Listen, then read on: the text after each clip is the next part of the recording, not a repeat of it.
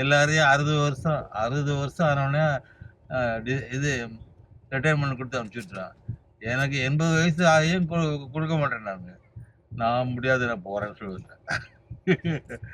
80 வயசு ஆகி எல்லாம் ரிட்டையர்மெண்ட்லாம் கிடையாது. டாட்டா. 80 வயசுல தான் வந்தீங்க? 80 வயசுல தான் வந்தீங்களா? அப்போ 84. 80 வயசுல இந்தியா ரிட்டர்ன். இப்பதான் ஒரு 5-6 மாசத்துக்கு முந்தி வந்தேன். இப்போ எனக்கு 84 தான் ஆகுது, சின்ன பையன்.